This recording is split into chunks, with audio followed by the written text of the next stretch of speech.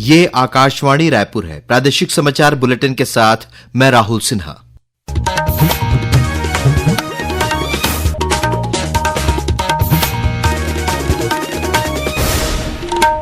और अब पेश है आज के मुख्य समाचार। छत्तीसगढ़ विधानसभा में आज ऑपरेशन सिंदूर की सफलता पर धन्यवाद प्रस्ताव पारित किया गया। भारतीय अंतरिक्ष यात्री शुभांशु शुक्ला एक्सियोम 4 मिशन के तहत आज पृथ्वी पर सकुशल लौटे। प्रधानमंत्री, राज्यपाल और मुख्यमंत्री ने दी बधाई। मुख्यमंत्री विष्णुदेव साय ने श्री राम लला दर्शन योजना के अंतर्गत रायपुर रेलवे स्टेशन से विशेष ट्रेन को हरी झंडी दिखाकर रवाना किया और बीजापुर जिले में आज माओवादियों ने 2 शिक्षाविदों की हत्या कर दी। अब समाचार विस्तार से। छत्तीसगढ़ विधानसभा में आज ऑपरेशन सिंदूर की सफलता पर धन्यवाद प्रस्ताव पारित किया गया। संसदीय कार्य मंत्री केदार कश्यप ने सदन में यह प्रस्ताव पेश किया। भाजपा विधायक अजय चंद्राकर ने सदन में जैसे ही इस पर चर्चा की शुरुआत की, संसदीय कार्य मंत्री केदार कश्यप ने कहा कि ऑपरेशन सिंदूर की सफलता ने राष्ट्रीय सुरक्षा के प्रति देश को दृढ़ प्रतिबद्धता और आतंकवाद के प्रति कड़े रुख को दर्शाया है। चर्चा में भाग लेते हुए मुख्यमंत्री विष्णुदेव साय ने ऑपरेशन सिंदूर के सफल क्रियान्वयन के लिए प्रधानमंत्री नरेंद्र मोदी और भारतीय सशस्त्र बल की प्रशंसा की। इससे पहले इस चर्चा की शुरुआत के मौके पर भाजपा विधायक श्री चंद्राकर के एक टिप्पणी से आक्रोशित होकर मुख्य विपक्षी दल कांग्रेस के सदस्यों ने सदन से बहिर्गमन कर दिया था। बाद में यह चर्चा कांग्रेस विधायकों की अनुपस्थिति में हुई। छत्तीसगढ़ विधानसभा मानसून सत्र के दूसरे दिन आज सदन में जल जीवन मिशन और रेडी टू ईट फूड का मुद्दा गूंजा। वहीं नेता प्रतिपक्ष ने रेत के अवैध उत्खनन पर सवाल उठाए। पेश एक रिपोर्ट। प्रश्नकाल में पूर्व मुख्यमंत्री भूपेश बघेल ने जल जीवन मिशन का मामला उठाते हुए इस मिशन के असफल होने का आरोप लगाया। जवाब में उप मुख्यमंत्री और विभागीय मंत्री अरुण साव ने कहा कि राज्य सरकार ने 10 लाख नल कनेक्शन प्रदान किया है। इस पर विपक्षी सदस्यों ने गलत जानकारी देने की बात कही और मंत्री के जवाब से असंतुष्ट विपक्षी सदस्यों ने सदन से बहिर्गमन कर दिया। वहीं नेता प्रतिपक्ष डॉ चरणदास महंत ने आज सदन में ध्यानाकर्षण के माध्यम से रेडी टू ईट फूड का मामला उठाया। उन्होंने गलत तरीके से स्व सहायता समूहों के चयन और भ्रष्टाचार का आरोप लगाया। साथ ही गड़बड़ी करने वाले विभागीय अधिकारियों पर कड़ी कार्रवाई की मांग की। जवाब में महिला और बाल विकास मंत्री लक्ष्मी राजवाड़े ने कहा कि नियमों के तहत ही रेडी टू ईट का कार्य महिला स्व सहायता समूहों को दिया गया है। मंत्री के जवाब से असंतुष्ट विपक्षी सदस्यों ने सदन से बहिर्गमन कर दिया। सदन में आज विपक्षी सदस्यों ने शून्यकाल में रेत के अवैध उत्खनन और परिवहन का मामला उठाया। नेता प्रतिपक्ष डॉ चरणदास महंत ने कहा कि पुलिस और खनिज अधिकारियों की देखरेख में प्रदेश में रेत का अवैध उत्खनन किया जा रहा है। उन्होंने अवैध उत्खनन करने वाले माफियाओं द्वारा कानून व्यवस्था बिगाड़ने का आरोप लगाते हुए इस पर चर्चा कराने की मांग की। विधानसभा अध्यक्ष डॉ रमन सिंह ने इस मुद्दे पर सदन में चर्चा की ग्राह्यता को अस्वीकार कर दिया। इसके बाद विपक्षी सदस्यों ने सदन से बहिर्गमन कर दिया। वहीं आज विधानसभा में ध्यानाकर्षण सूचना के जरिए भाजपा सदस्य अजय चंद्राकर, धर्मजीत सिंह और भावना बोहरा ने बांग्लादेशी घुसपैठियों का मामला उठाया। श्री चंद्राकर ने कहा कि करीब 5000 घुसपैठिए छत्तीसगढ़ में मौजूद हैं, जो आधार, राशन, पासपोर्ट बनाकर सरकारी योजनाओं का लाभ ले रहे हैं। उन्होंने घुसपैठियों के लिए डिटेंशन सेंटर बनाने की मांग की। वहीं धर्मजीत सिंह ने रोहिंग्या मुसलमान को भी चिन्हांकित करने की मांग रखी।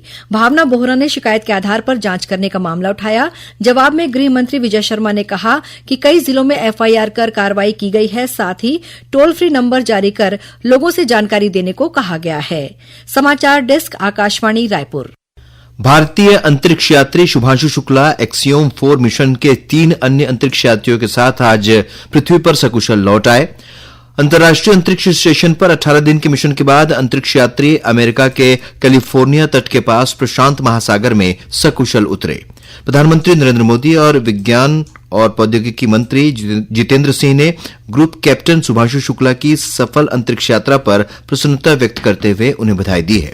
छत्तीसगढ़ के राज्यपाल रमेन डेका और मुख्यमंत्री विष्णुदेव साय ने भी मिशन की ऐतिहासिक सफलता और सुरक्षित वापसी पर ग्रुप कैप्टन शुभांशु शुक्ला और उनके साथी अंतरिक्ष यात्रियों को बधाई दी है। उन्होंने कहा कि शुभांशु शुक्ला की यह उपलब्धि देश के करोड़ों युवाओं के लिए प्रेरणा है और उनके सपनों को एक नई उड़ान देने वाली है।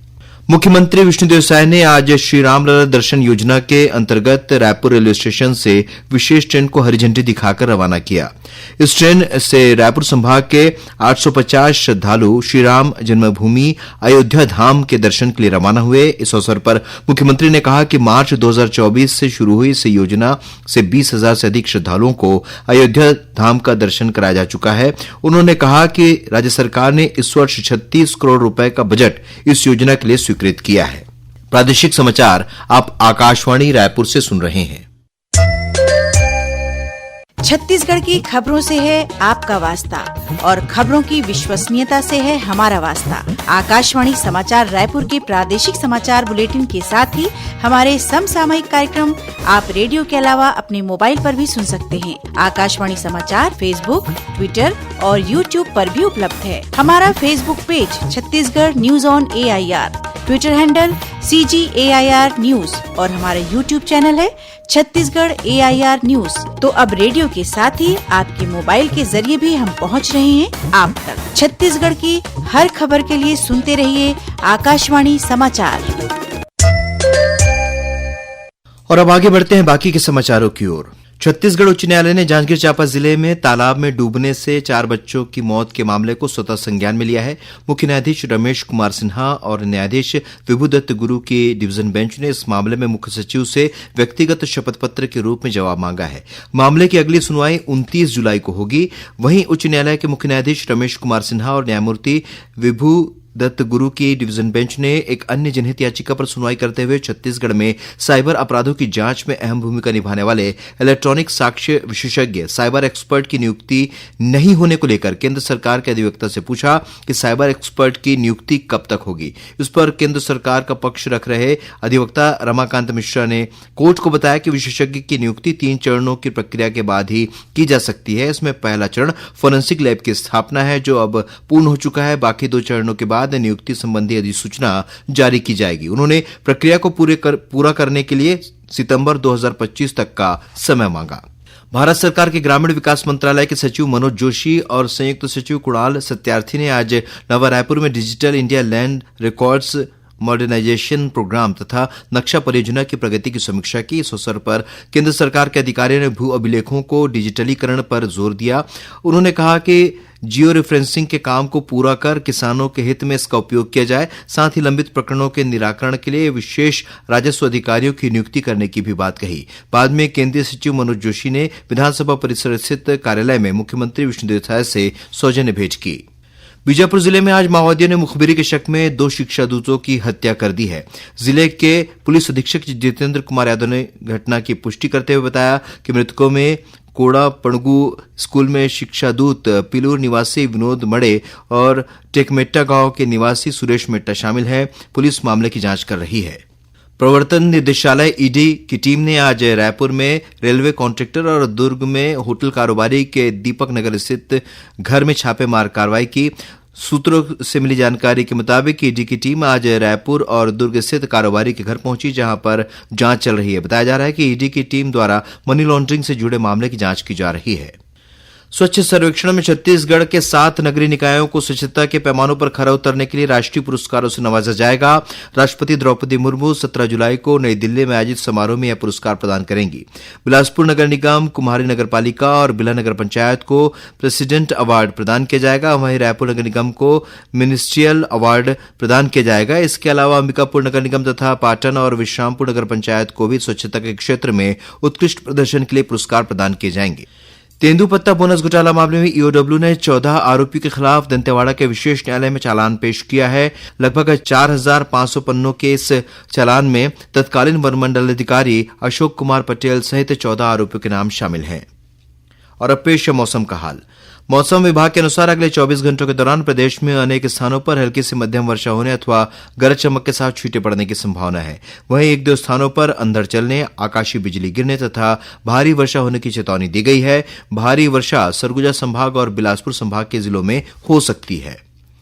और अब कुछ समाचार संक्षेप में। पद्म पुरस्कार 2026 के लिए 31 जुलाई तक नामांकन किए जा सकते हैं। राजनांदगांव जिले में पुलिस ने 13 बांग्लादेशी नागरिकों को पकड़ा है। इनसे पूछताछ और दस्तावेजों की जांच की जा रही है।